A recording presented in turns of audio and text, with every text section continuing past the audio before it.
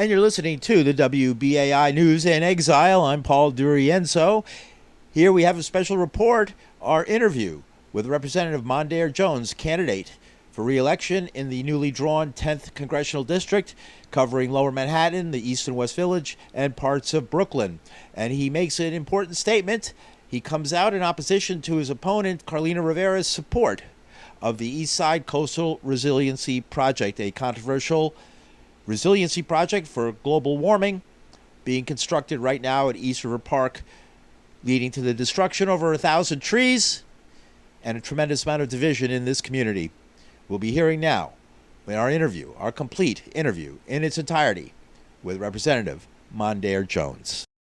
Growing up in Section 8 housing and on food stamps, I never imagined someone like me could run for Congress, let alone get elected. And I've been so grateful to have the opportunity to hit the ground running and to have made an impact in a real way, whether it's helping to pass the American Rescue Plan, which brought billions of dollars to New York City for schools, housing, and healthcare and kept our small businesses open, or playing a leading role last fall in helping to get that infrastructure bill passed, which is also resulting in billions of dollars coming to New York State and New York City. And to be on the cusp of passing the Inflation Reduction Act to allow Medicare to negotiate prescription drug prices and invest in climate action in a historic way is exactly what government should be doing for the people. Mm-hmm. And also, I mean, I'm going to mention it because you don't need to be, given a title within your title. I mean, first elected gay representative from this district or all that. What's that part of it been like?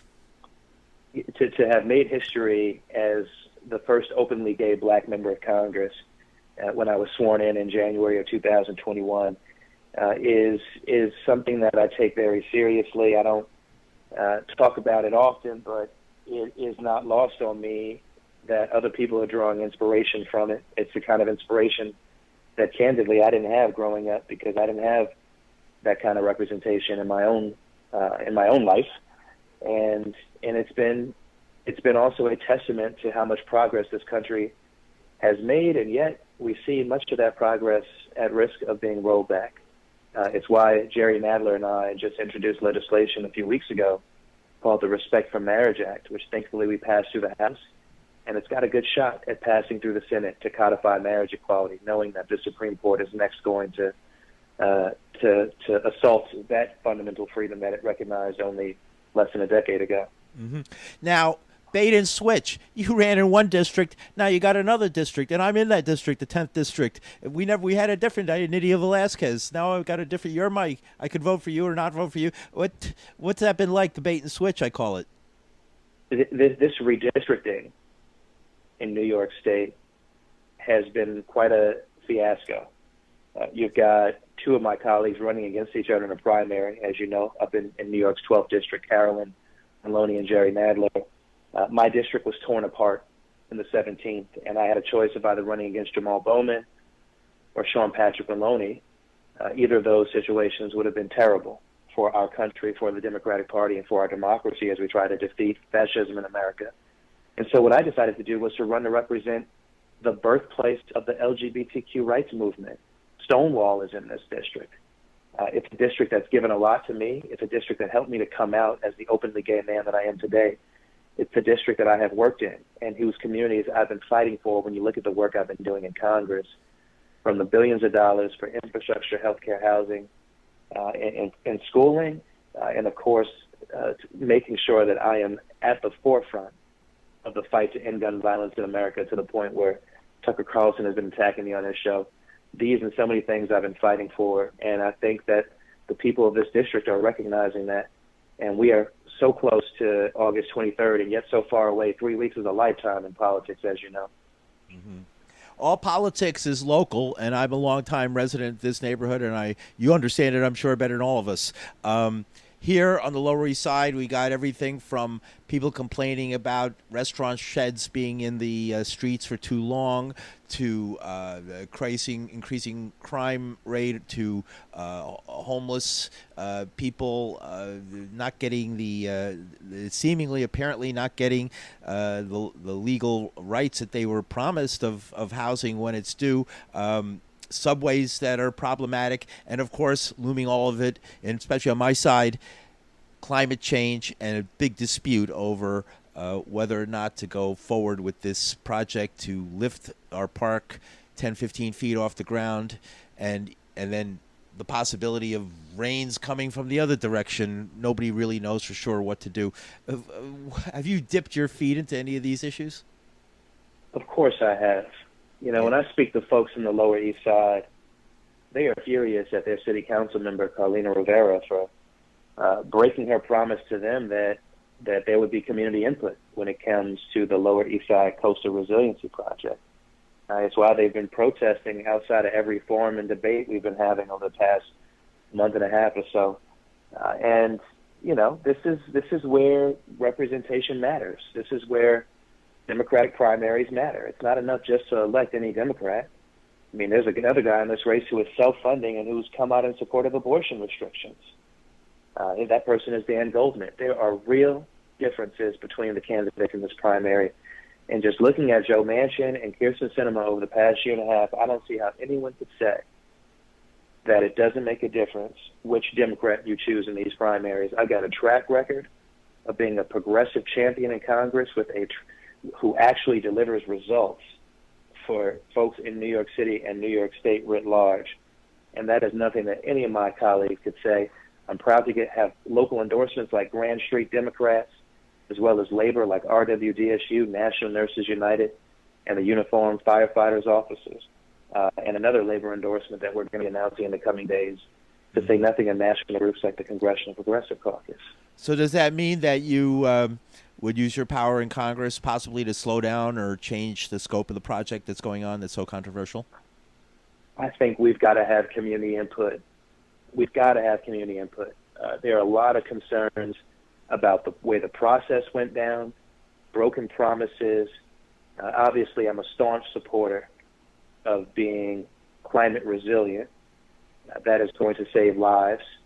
But we can do it in a way that is humane and that preserves the social life of people in the Lower East Side, including, by the way, a lot of low-income black and brown people who deserve to have a park in the way that other communities throughout the city have. Mm-hmm. And what's broken then about a system in general? That what is it that led the mayor and past mayors and others to push through projects like this, or others? Because there's others too. There's a lot of people are upset about Governor's Island. They're upset about rezoning. People are moving too fast with rezoning. The projects that are planned for Herald Square maybe a little bit too extreme to not put thousands of people out of their places of business to one of the few places, small business. And maybe I'll put it in those terms, small business. And what would you do for small business, which are facing so many threats? Well, let me say I'm so proud already to have been delivering results for our small businesses.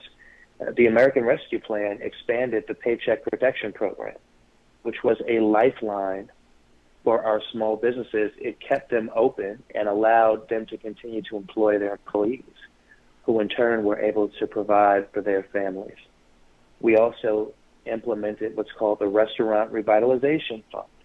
Both of those things were included in the American Rescue Plan, and now I'm fighting to make sure that we get more dollars through both of those programs, in addition to lowering the cost of health care, which tends to bankrupt many of our small businesses. That's why I support Medicare for All. Under a Medicare for All system, you would no longer have employer-based health care. It wouldn't matter whether you're employed or not. Mm-hmm. Hello? Are you there? I'm sorry, we lost you for a second. Go ahead. And small businesses wouldn't have to worry about the high cost of providing health care under a single-payer Medicare for All system. Right. Let me give you the last question. I know you got to go. And because it's coming up, these hearings, we're all mesmerized by them. I haven't missed one. I've been covering them as much as I can for the BAI News. What do you think about January 6th? I was talking to one of your colleagues who was there and said he actually walked into to work during the event because they thought he was one of the protesters. And he always laughed at me. What do you think about that? Our democracy is in crisis. If there was any doubt about that, just look at the fact that hours after nearly dying alongside me at the Capitol on January 6th, two-thirds of my House Republican colleagues voted not to certify that free and fair presidential election from 2020. What happened was an attempted coup. It was an attempted overthrow of the federal government that we are becoming increasingly aware through these January 6 hearings was so close to being effective, but for a few events that went differently from how Donald Trump and his allies wanted them to go. And it's why we are working so hard to pass my legislation, legislation I co-authored called the Freedom to Vote John R. Lewis Act, which would restore our democracy and protect the fundamental right to vote, and another bill that would also help to attack this issue of election subversion, where people are running across this country, secretaries of state candidates and the like on the Republican side, saying they're not going to certify elections. We cannot have that in a democracy. That is at odds with the very concept of a democracy. So we've got to fight hard to make sure that we don't have another January 6th. So that also means making sure we keep Donald Trump out of office. Indict him?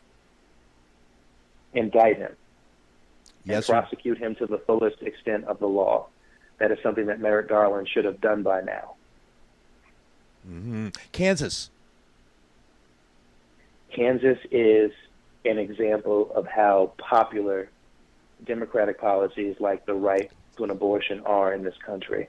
We, of course, need better messengers in many parts of this country, but to see the great people of Kansas in a deeply red state come out and reject an attempt to take away their basic rights to reproductive health care in a resounding way, I think speaks to what is possible in November if we galvanize people effectively around protecting basic rights, basic freedoms, including democracy itself. Cool. All right. Any last points you want to make or anything I missed? I'm so proud to be running to represent this community. It is a community that deserves and that wants a progressive champion, and I realize that there's a lot of money being spent by the candidates, but we are running a grassroots operation, and my record speaks for itself. And I'm so looking forward to making my case and continuing to do the democracy-saving, economy-building work that I've already started while in Congress as a progressive champion. Thanks so much. Very good. Thank you very much for your time, sir. Have a good day. Mondaire Jones, interviewed by Paul DiRienzo of WBAI News in Exile.